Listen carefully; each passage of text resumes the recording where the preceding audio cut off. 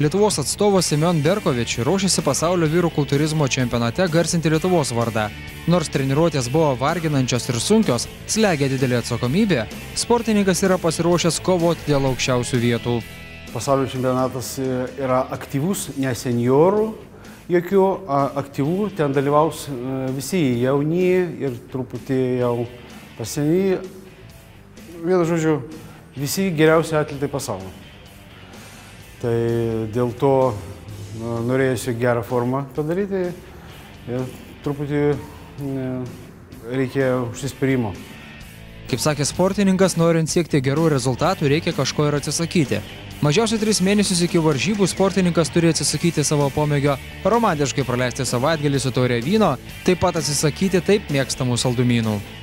Jokios specialios taktikos, paslapti tik tai viena. Reikia dirbti labai daug, užsispyrimo labai daug, koncentracijos labai daug ir labai daug noro.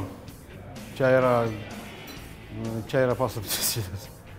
Čia labai sunku pasakyti, bet dėl to, kad aš paskutinį kartą šitam aktyvam čempionate pasaulio dalyvau, nes prieš 10 metų. Aš dalyvau seniorų čempionatuose, pasaulio čempionatuose.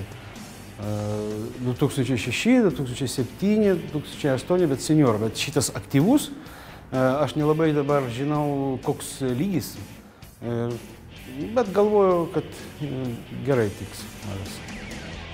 Artimiausias tarptautinis atletų startas pasaulio vyrų čempionate Baku, o po to pasaulio klasikinio kultūrizmo čempionatas Budapešte ir pasaulio jaunimo bei veteranų pirmenybės Antalijoje. Tomas Romanskas, Vytautas Juknys, Sport 1 Žinios Plius, Vilnius.